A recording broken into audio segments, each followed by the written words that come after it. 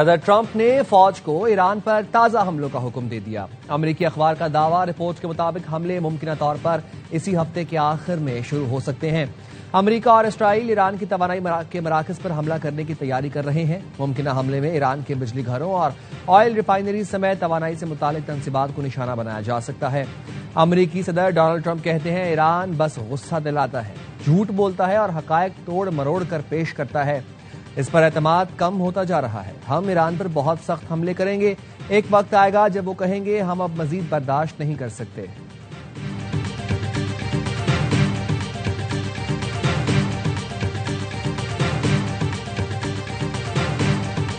Iran ने भी Israel और अमेरिकी तवानाई तंसीबात को निशाना बनाने की तैयारी का दावा कर दिया। ईरानी सरकारी मीडिया के मुताबिक ईरानी फौज के अहदेदार ने कहा, अमेरिका या इसराइल की जानिब से हमला किया गया तो ईरान जवाबी कार्रवाई के लिए तैयार है। ईरान की सुप्रीम नेशनल सिक्योरिटी काउंसिल के सेक्रेटरी ने खबरदार किया, अमेरिकी हमले जारी रहे तो आबनाए हुर्मुज पर पाबंदी मजीद सख्त कर देंगे। अली अकबर जुल्कदर ने कहा, आबनाए हुर्मुज की बंदिश से आलमी मईशत, तेल, मंडी और अमेरिकी अवाम मुतासर होंगे। अमेरिकी वोटर्स नाकाबंदी की कीमत अदा करेंगे। तेहरान ने अमेरिका के मुमकिना हमलों के जवाब के लिए वसी मंसूबा तैयार कर रखा है।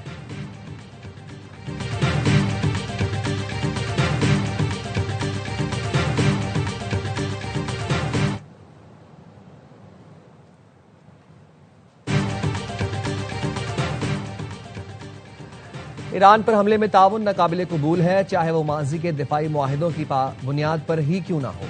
ईरानी वज़ीर ख़ारजा अब्बास अराग़ची की बरतानवी हम मनसब एडमिली से टेलीफोन पर गुफ्तगू। कहा, किसी दूसरे मुल्क पर हमले के लिए किसी रियासत की सरजमीन या तंसीबात के इस्तेमाल की इजाज़त देना बैनुल अक़वामी कानून के तहत जारयत तसव्वुर किया जा सकता है। ऐसी सूरत में निशाना बनने वाले मुल्क को अपने दिफा का हक हासिल होता है। एडमिली बैन ने वाज़ेह किया, ईरान के खिलाफ जंग में बरतानिया शरीक नहीं। बरतानवी हुकूमत मसले का सियासी हल चाहती है।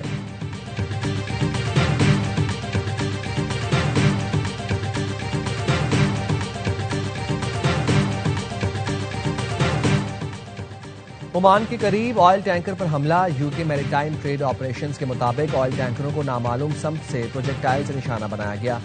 जहाज कंपनी के मुताबिक हमले में टैंकर के इंजन रूम को नुकसान पहुंचा। कोस्ट गार्ड को वाक़े से आगाह कर दिया गया। तहकीकात जारी है। अमरीकी बहरिया ने आबनाए हुर्मुज की नाकाबंदी मजीद सख्त कर दी।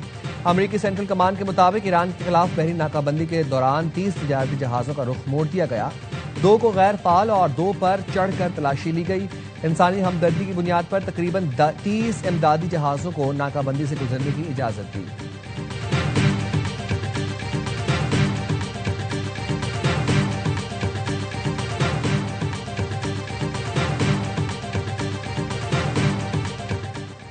ईरान जंग से आलमी अदम इस्तेहकाम में इजाफा हो रहा है। सेक्रेटरी जनरल अक़वाम मुत्तहिदा कहते हैं, जंग के नताइज तबाहकुन साबित होंगे।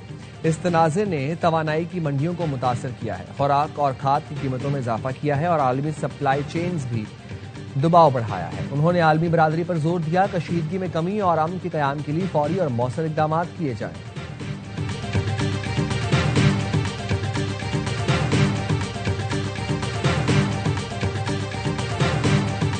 पाकिस्तान का नौजवान बाशऊर है। मौसम नकवी के बयान से नौजवानों में मायूसी नहीं फैलेगी, बल्कि वो कहेंगे कि देर आए दुरुस्त आए।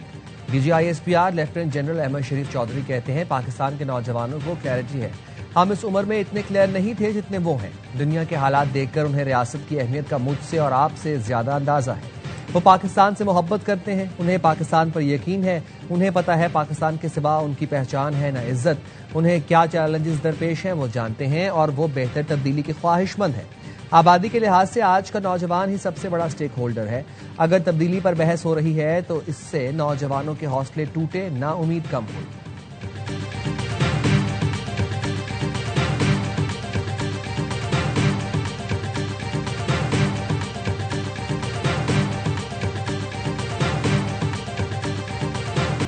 नए सूबों का फैसला अवामी उमंगों के मुताबिक होगा। 1972 में आबादी 7 करोड़ और 4 सूबे थे।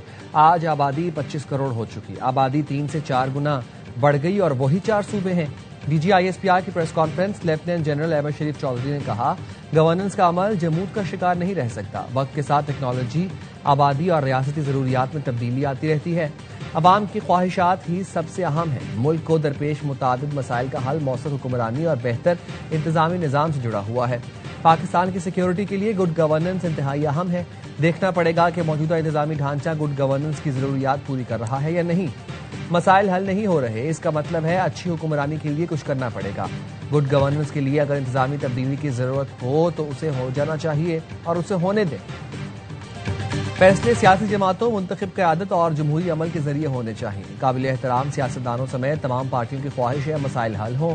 बेहतर तर्ज हुक्मरानी की जरूरत है और हम बरसों से इसकी निशानदही कर रहे हैं। पाकिस्तान को बेहतर इंतजामी निज़ाम की जानिब बढ़ना होगा।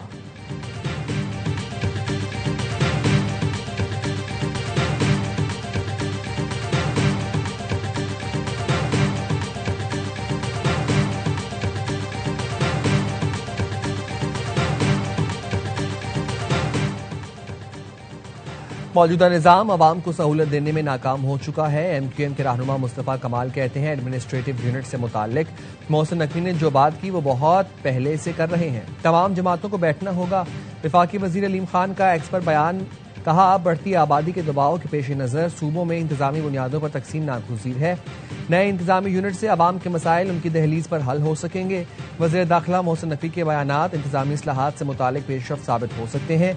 वज़ीर आला सिंध ने नए सूबों की तजवीज़ घिसी पिटी करार दे दी। कहा मोहसिन नकवी के बयान का इशारा किस तरफ है मुझे पता नहीं। वफाक में मुस्लिम लीग नून की हुकूमत है, शायद इशारा इस तरफ है। सिंध के लोग मोहसिन नकवी की इस तजवीज़ को कभी कबूल नहीं करेंगे। नौजवान मुल्क का मुस्तकबिल है, कॉकरोच नहीं।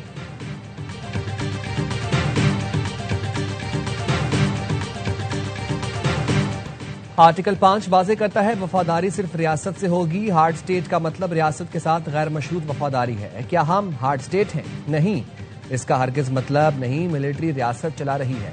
DGISPR lieutenant general Ahmed Sharif Chaudhry ने कहा बलोचिस्तान के हवाले से जानबूझकर मनफी प्रोपेगेंडा किया जा रहा है। रियासत है तो सियासत है, रियासत है तो जान है, रियासत है तो नाम है। तर्जुमान पाक फौज ने मजीद कहा कश्मीर पाकिस्तान की शहरक था, है और रहेगा। पाकिस्तान का सबसे लाडला बच्चा कश्मीर है।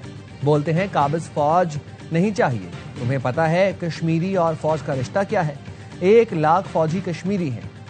तुम क्या इनको लाना चाहते हो जो दहाइयों से कश्मीरियों पर जुल्म कर रहे हैं, बेटियों की इज्जत लूटते हैं?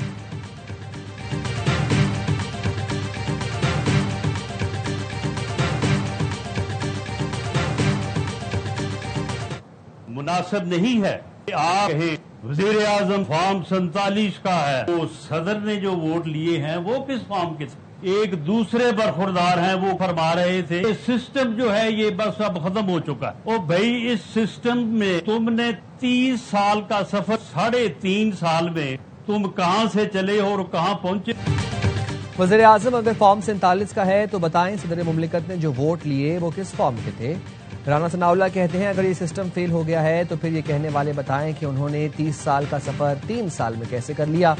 वज़ीर आज़म 18 घंटे काम कर रहे हैं इसलिए मुल्क डिफॉल्ट से बचा। आज दुनिया पाकिस्तान के साथ खड़ी है। हमें कॉकरोच से ना डराया जाए, हम उन्हें संभाले हुए हैं। कि कॉकरोच कहते हैं चोर दरवाजों को बंद किया जाए।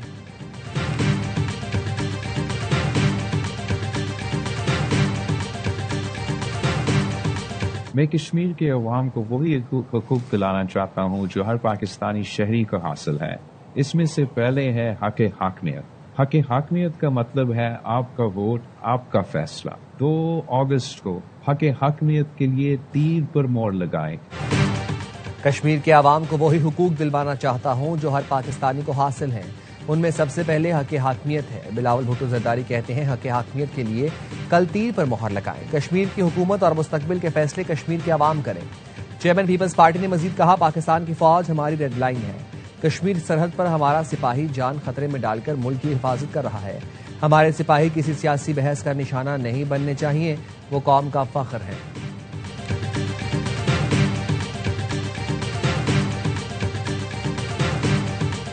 मैंने जितने भी बयानात दिए हैं पिछले 2-3 महीने में कश्मीर के रेफरेंस में या कश्मीर के कॉन्टेक्स्ट में या कश्मीर के कुछ जदोजहद है उसके हवाले से या इस सिलेक्शन के हवाले से, मैं आज भी उस पर खड़ा हूं। ये लोग जो कहते हैं कि आपकी सीटें खत्म की जाएं, वो इस तरह के जमे गफीर से डरते हैं।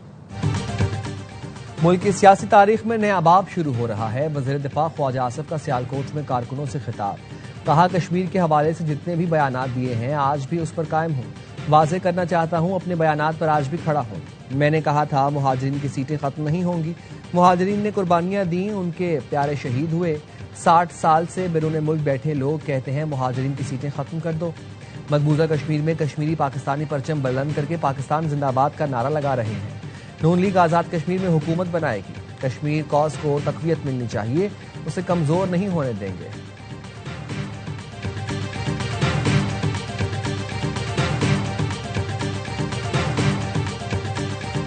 आज़ाद कश्मीर इलेक्शन का दूसरा मरहला 21 हल्कों में पोलिंग कल होगी। मुजफ्फराबाद डिवीजन की 9 और मुहाजिरीन की 12 नशिस्तों पर वोट डाले जाएंगे।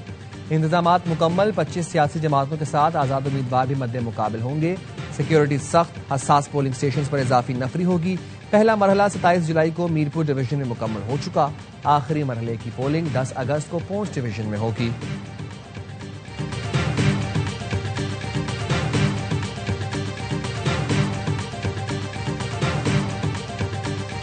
हमास के हकीकी मानों में हथियार डालने तक गाजा में अपनी पोजीशंस नहीं छोड़ेंगे। इस्राएली अहदेदार ने धमकी दे दी। हमास का कहना है भारी हथियार इसी सूरत हवाले करेंगे जब गाजा में इस्राएली जारहियत खत्म होगी और इस्राएल तमाम अफवाज वापस बुलाएगा।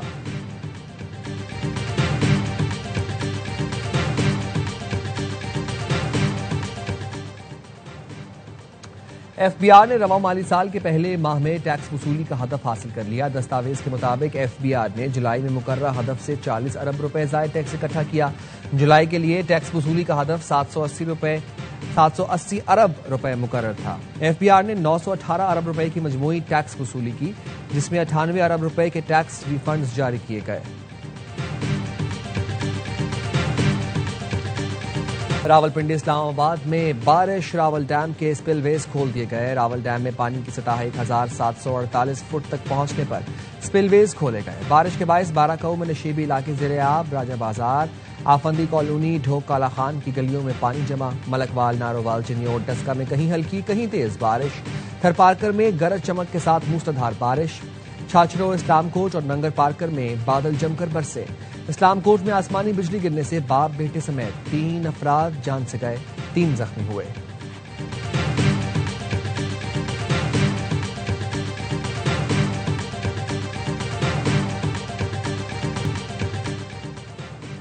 वेस्ट इंडीज के खिलाफ टेस्ट सीरीज बचाने का चैलेंज। पाकिस्तान और वेस्ट इंडीज के दरमियान दूसरा टेस्ट कल से शुरू होगा।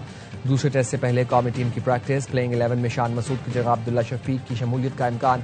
शान इंजरी के बायस मैच से बाहर। पाकिस्तान 26 साल से वेस्ट इंडीज से सीरीज नहीं हारा। मेजबान टीम को सीरीज में 1-0 की नाकाबिले शिकस्त बरतरी हासिल है।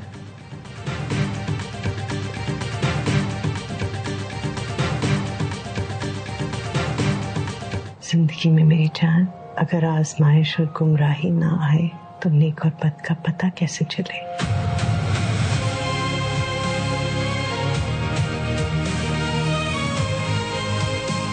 सारी जिंदगी पछताती रही हूँ मैं, सारी जिंदगी पछताती रहूंगी।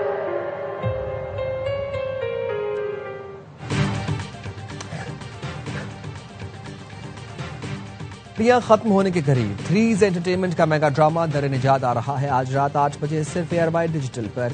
दर निजात में ड्रामा इंडस्ट्री के मशहूर अदाकार शहरियार मुनव्वर, दुरैफिशा सलीम, सहर हाशमी, रुमैसा खान, नमीर खान, सानिया सईद, सबा हमीद और दीगर शामिल। नाजरीन की तवज्जो का खास मरकज बनने वाली आलमी मयार के ड्रामे के प्रोड्यूसर सलमान इकबाल, सोनिया खान और शहरियार मुनव्वर हैं। कहानी उमैरा अहमद ने लिखी, हिदायतकारी के फराइज साकिब खान ने अंजाम दिए। दिल को छू लेने वाली कहानी देखना ना भूलें। आज से हर जुम्मा और हफ्ते की रात 8 बजे सिर्फ ARY डिजिटल पर।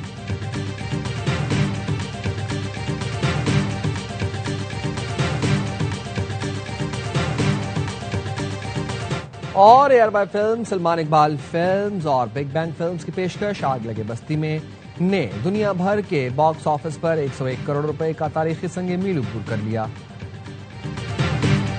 फहद मुस्तफा, माहिरा खान, ताबिश हाशमी और जावेद शेख की शानदार अदाकारी को दुनिया भर के मदाहों ने बेहद सराहा। फिल्म ने पाकिस्तान के साथ साथ ओवरसीज मार्केट्स में भी रिकॉर्ड कारोबार किया। दुनिया भर से 101 करोड़ रुपए का बिजनेस करके फिल्म ARY फिल्म्स के तमाम साबिका बॉक्स ऑफिस रिकॉर्ड तोड़ दिए। फिल्म की कामयाबी पाकिस्तानी सिनेमा इंडस्ट्री के लिए एक और बड़ा तारीखी संग मील साबित हुई।